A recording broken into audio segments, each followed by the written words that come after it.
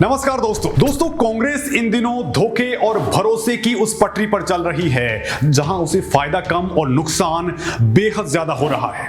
वैसे आज से 3 दशक पहले भी कुछ ऐसा ही चल रहा था। कांग्रेस सत्ता से बाहर थी, लेकिन उसके नेता के प्रति जनता में जबरदस्त जज्बा था और उस वक्त जो कुछ हुआ उसने पूरे देश को हिला कर रख दिया।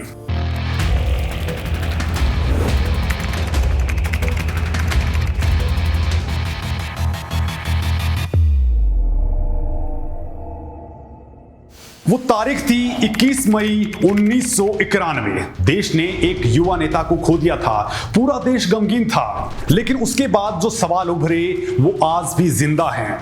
वफादारों की फौज राजीव गांधी को हर वक्त घेरे रहती थी, लेकिन तब उनके पास कोई नेता क्यों नहीं था? उस सोनिया को दिल्ली में मकान किसने दिलाया था, जो दिल्ली में ही एक बड़ा कांड करने वाली थी? और बड़ा सवाल कि वो प्रभाकरण आखिर राजीव गांधी की जान के पीछे हाथ धोकर क्यों पड़ा था?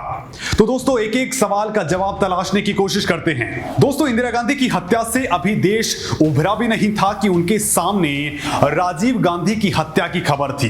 राजीव गांधी को राजनीति में कोई दिलचस्पी नहीं थी, लेकिन समय और हालात ने उनको राजनीति के उस भंवर में ला खड़ा किया और इसी सियासी भंवर ने ही राजीव गांधी की जान ले ली। 1991 में देश में आम चुनाव का बिगुल बज चुका था। राजीव गांधी कांग्रेस को दोबारा सत्ता में लाने के लिए गांव-गांव, शहर-शहर घूम रहे थे। ऐसी हवा बन गई थी कि केंद्र में कांग्रेस की सत्ता वापसी हो सकती है और राजीव गांधी एक बार फिर से प्रधानमंत्री बन सकते हैं। यही हवा उड़ते उड़ते लिट्टे के गढ़ जाफना में भी पहुंची, जहां लिट्टे के प्रमुख प्रभाकरण अपना ऑपरेशन वेडिंग लॉन्च कर चुके थे और इसी ने भारत की राजनीति को हमेशा के लिए लाल रंग से रंग दिया। वैसे दोस्तों यहां जानने वाली बड़ी बात यह है कि लिट्टे का चीफ आखिर राजीव गांधी का दुश्मन नंबर 1 क्यों बन गया था?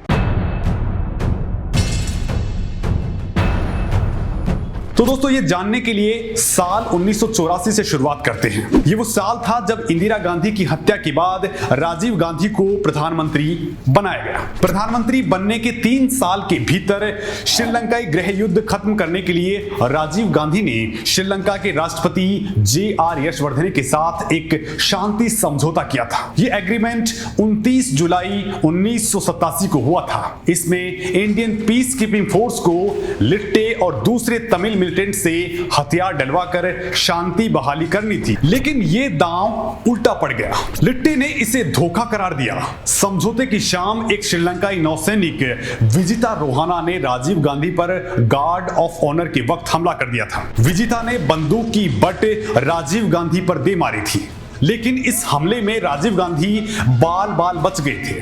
हमले के बाद आरोपी नौसैनिक को पकड़ लिया गया। अगर बंदूक में गोली होती तो शायद उसी दिन राजीव गांधी ना बचते। साफ था कि इस समझौते से श्रीलंकाई तमिलों में राजीव गांधी के प्रति बहुत बड़ी नफरत भर चुकी थी। श्रीलंकाई तमिलों के दिल में राजीव गांधी की नफरत का बीज इसी समझौते ने बो दिया था। इस समझौते के बाद साल 1988 में राजीव गांधी ने मालदीव में तमिल संगठन प्लोटे की तख्तापलट कोशिशों को भी सेना भेजकर नाकाम कर दिया था। तमिलों में इसको लेकर खासी नाराजगी थी। वैसे प्रभाकरण का राजीव गांधी पर गुस्सा केवल शांति सेना भेजने भर से नहीं था, बल्कि प्रभाकरण राजीव गांधी से अपनी बेइज्जती का बदला भी लेना चाहता था। दरअसल श्रीलंका में शांति सेना यानी इंडियन पीस कीपिंग फोर्स भेजने से पहले दिल्ली में लिट्टे प्रमुख प्रभाकरण राजीव गांधी से मिलने आया था और यहां जो कुछ हुआ उसके बाद राजीव गांधी की हत्या की स्क्रिप्ट प्रभाकरण ने अपने हाथों से ही लिख दी थी। दरअसल प्रभाकरण राजीव गांधी के प्रधानमंत्री रहने के दौरान जब दिल्ली आया था, तब राजीव गांधी उनसे बेहद शक्ति से पेश आए थे।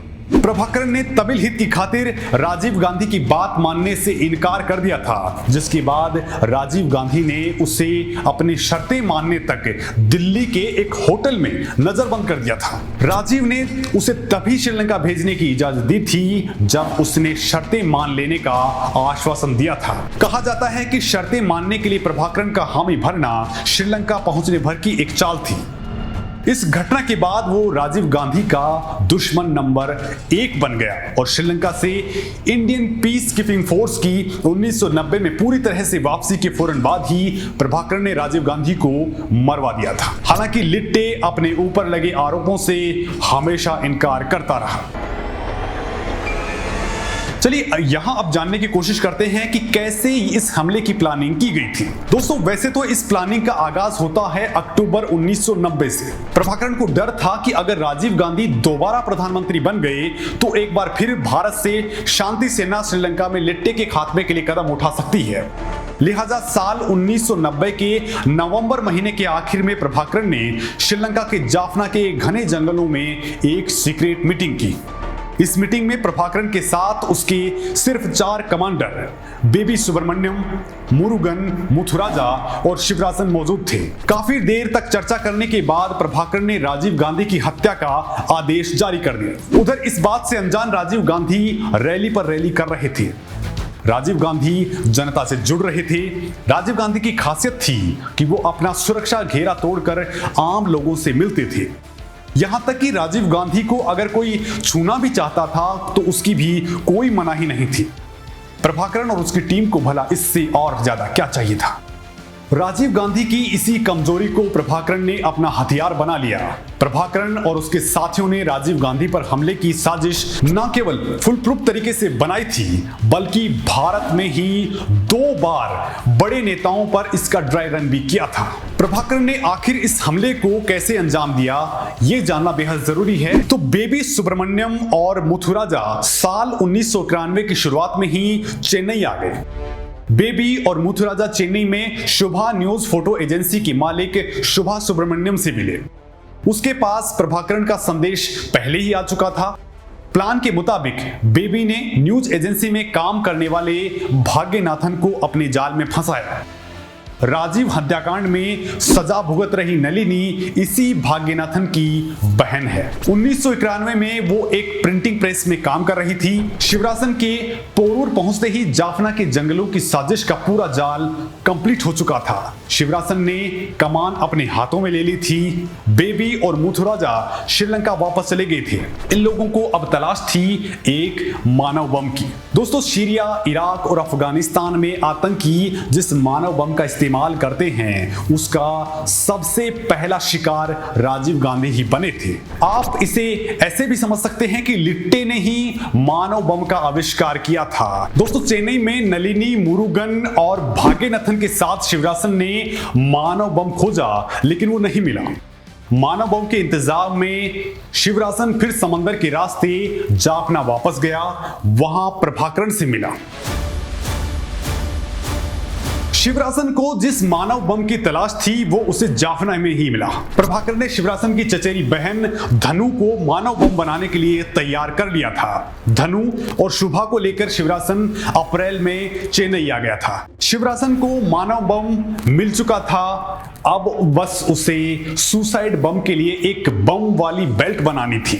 चेन्नई के 3 ठिकानों में राजीव गांधी हत्याकांड की साजिश चल रही थी। शिवरासन ने टारगेट का खुलासा किए बिना बम एक्सपर्ट अरीबू से एक ऐसा बम बनाने को कहा जो महिला की कमर में बांधा जा सके। 12 मई 1991 को शिवरासन और धनु ने पूर्व पीएम वीपी सिंह और डीएमके सुप्रीमो करुणानिधि की रैली में फाइनल रैंकिंग की थी ताकि प्लान को बारीकी से समझ लिया जाए। अरकोनम में हुई इस रैली में धनु वीपी सिंह के पास तक पहुंची थी और उसने पैर भी छुए थे। इससे शिवरासन के हौसले और ज्यादा बुलंद हो गए और उसे अपना प्लान कामयाब होता दिख रहा था। राजीव गांधी की चुनावी सभा 21 मई को श्री पेरुम्बदूर में होनी थी। 20 मई की रात शिवरासन नलिनी के घर रैली के विज्ञापन वाला अखबार लेकर पहुंचा और तभी यह तय हो गया कि अब 21 को इस मिशन को अंजाम देना है। शुभा ने धनु को बेल्ट पहनाकर प्रैक्टिस करवाई। 20 मई की रात को सभी ने साथ मिलकर फिल्म देखी और सो गए। मिशन की सारी तैयारी हो चुकी थी और अब बस इंतजार था राजीव गांधी का। अपनी मिशन को अंजाम देने के लिए 21 मई की शाम 4:30 पर नलिनी, शुभा, धनु, शिवरासन और हरिबाबू श्री पेरुम्बदूर के लिए निकल पड़े। राजीव गांधी के गले में पहनाने के लिए हरिबाबू चंदन की एक माला भी साथ लाया था।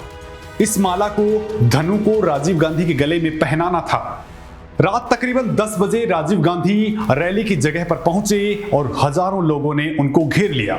इसी भीड़ में धनु भी उनके करीब पहुंचने की कोशिश कर रही थी। उसी वक्त एक महिला सब इंस्पेक्टर धनुषा ने धनु को राजीव गांधी से दूर धकेलने की कोशिश की, लेकिन राजीव गांधी को यह ठीक नहीं लगा। वो बोले कि सबको मौका दो मुझसे मिलने का। राजीव गांधी को तब शायद पता भी नहीं था कि वो अपनी मौत को अपने करीब ला रहे थे। महिला पुलिस अधिकारी पीछे चली गई और धनु आगे आ गई। उसने राजीव को माला पहनाई, फिर पैर छूने के लिए झुकी। राजीव गांधी ने उसको कंधा पकड़कर उठाने की कोशिश की और इसी बीच धनु ने कमर में लगा बटन दबा दिया।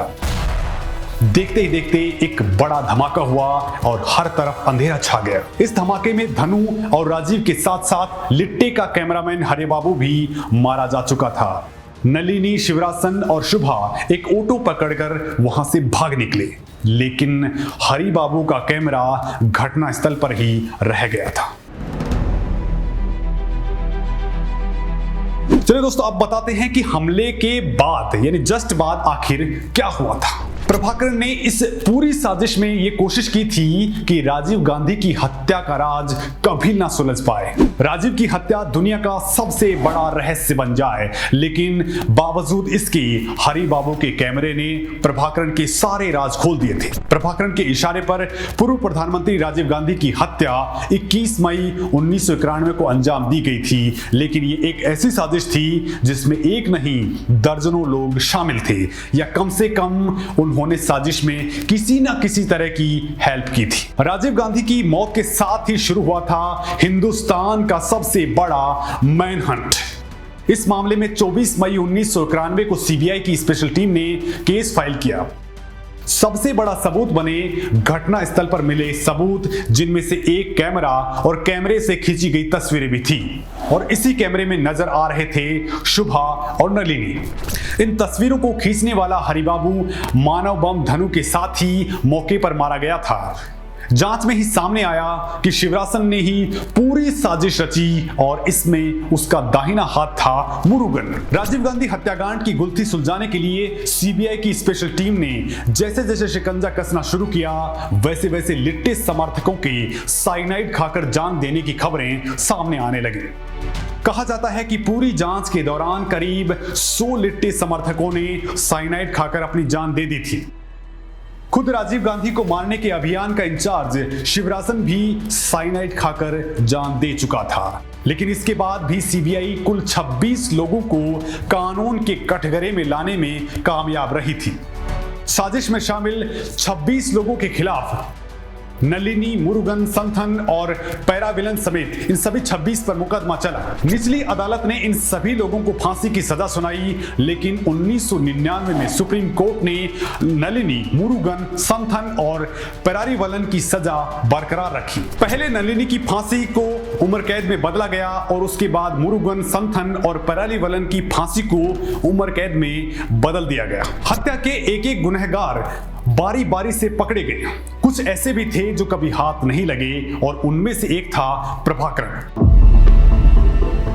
श्रीलंकाई सेना ने राजीव गांधी की हत्या के 18 साल बाद 18 मई 2009 को प्रभाकरण को उसके अंजाम तक पहुंचा दिया। प्रभाकरण की मौत के साथ ही लिट्टे यानी लिबरेशन ऑफ तमिल टाइगर इलम का भी खात्मा हो गया। दोस्तों, राजीव गांधी मारे जा चुके थे, लेकिन कई सवाल हैं जो आज भी जिंदा हैं, वो जानने की कोशिश करते हैं। लिट्टे तो खत्म हो गया, लेकिन कई सवाल ऐसे हैं जिनका जवाब आज तक नहीं मिला है। सबसे बड़ा सवाल था कि राजीव गांधी के साथ इस आखिरी रैली में कांग्रेस का कोई बड़ा नेता शामिल क्यों नहीं हुआ था। ये वो वक्त था जब राजीव गांधी की लोकप्रियता आसमान छू रही थी। सबको मालूम था कि कांग्रेस सत्ता में आई तो राजीव ही प्रधानमंत्री बनेंगे। ऐसे में इस रैली में दक्षिण से कांग्रेस के कुछ नेताओं के अलावा कोई बड़ा नेता दिल्ली से राजीव गांधी के साथ क्यों नहीं गया था। श्री पेरुम्बदूर में उस भयंकर धमाके के समय तमिलनाडु कांग्रेस के 3 चोटी के नेता जी.के. मुपनार, जयंती नटराजन और राममूर्ति वहां पे मौजूद थे, लेकिन धमाके के वक्त वो राजीव गांधी से इतने दूर क्यों थे। धुआं छटने के बाद लाल गाड़ी में मौजूद जयंती नटराजन ने ही राजीव गांधी के शव की शिनाख्त की थी। ये एक ऐसा सवाल था जिसका जवाब आज तक नहीं मिला। हालांकि ये अकेला सवाल नहीं है जिसका जवाब राजीव गांधी हत्याकांड से अब तक नहीं मिल पाया हो। इसी तरह का एक और बड़ा सवाल बन गई थी वो सोनिया नाम की औरत जो दिल्ली में रहती थी। दरअसल राजीव गांधी की हत्या की साजिश प्रभाकरण के निर्देश पर पोटू अम्मन ने बनाई थी। अम्मन लिट्टे का नंबर 2 था और इंटेलिजेंस विंग का चीफ था। उसने पूरे प्लान का नाम रखा था ऑपरेशन वेडिंग और इसके लिए 3 लड़कियों को श्रीलंका से भारत भेजा गया था। लेकिन इन तीनों के अलावा एक लड़की और थी जिसका नाम था सोनिया, लेकिन उसका असली नाम था अथिराई, जो दिल्ली के मोतीबाग इलाके में रहती थी। बताया जाता है कि अगर तमिलनाडु में राजीव गांधी पर हमला नाकाम रहता तो दिल्ली में यही काम सोनिया करती, लेकिन काम तो पहली बार में ही हो गया था। कहा जाता है कि दिल्ली के जिस मकान में सोनिया रहती थी वो मकान तमिलनाडु के नेता और प्रभाकरण के दोस्त वाइको ने दिलाया था। वाइको दक्षिण भारत के जाने माने नेता हैं। फिलहाल वो एमडीएमके पार्टी के महासचिव और राज्यसभा से सांसद भी हैं। राजीव गांधी की हत्या के बारे में उनको कितनी जानकारी थी इसकी कभी जांच नहीं की गई। यानी क्या ये मान लिया जाए कि राजीव गांधी की हत्या एक साजिशन तौर पे की गई थी? दोस्तों, कहा जाता है कि बड़ी से बड़ी सुरक्षा वहां खत्म हो जाती है जहां कोई अपनी जान कुर्बान करने पर आमादा हो जाता है। राजीव गांधी हत्याकांड में भी कुछ ऐसा ही हुआ था।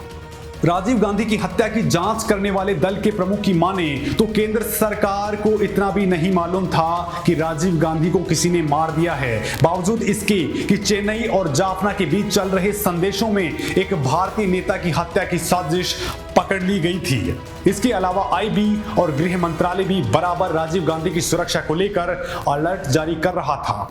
लेकिन राजीव गांधी की जान को दिल्ली के 2 सब इंस्पेक्टर्स के भरोसे छोड़ दिया गया था। उस समय वीपी सिंह पीएम थे और उनकी करुणानिधि से काफी बनती थी। उस जमाने में करुणानिधि को दक्षिण की राजनीति का स्क्रिप्ट राइटर कहा जाता था। उस वक्त वाइको भी करुणानिधि की पार्टी में ही थे, लेकिन साल 1993 में वो करुणानिधि से अलग होकर एमडीएमके पार्टी बना चुके थे। शिवरासन और धनु ने भी राजीव गांधी की हत्या से पहले करुणानिधि और वीपी सिंह की रैली में जाकर ब्लास्ट की प्रैक्टिस की थी। इन सब बातों को एक साथ जोड़कर देखा जाए तो कई सवाल उभरते हैं। हालांकि उन सवालों के जवाब अब मिलना मुश्किल है। दोस्तों, राजीव गांधी की हत्या की जांच में जो चीजें बड़ी ही सफाई से नजरअंदाज कर दी गई वो थी वाइको और दक्षिण में तमिल राजनीति और श्रीलंकाई तमिलों पर जिस तरह से अत्याचार हो रहा था उसका राजीव गांधी ने विरोध करने के बजाय समर्थन किया था। अब सवाल ये उठता है कि जो शख्स देश का पीएम रह चुका था, जिसकी मां की हत्या कुछ साल पहले आतंकियों ने कर दी थी और अब उस पर भी 2 बार हमला हो चुका था, उस शख्स को आखिर कैसे 2 पुलिस वालों के दम पर उस इलाके में खुला छोड़ दिया गया जहां उसकी जान को सबसे ज्यादा खतरा था? देखने में तो एक सोची समझी साजिश लगती है, लेकिन इस हत्या की जांच में इन एंगल्स पर कभी भी विचार नहीं किया गया। दोस्तों, ये कुछ सवाल हैं जिनका जवाब आज तक नहीं मिला और शायद अब कभी भी नहीं मिल पाएगा। प्रभाकरण की मौत के साथ ही ये राज भी दफन हो गया कि आखिर राजीव गांधी की हत्या में किसने मदद की थी या फिर किसने प्रभाकरण को राजीव गांधी की हत्या के लिए कहा था।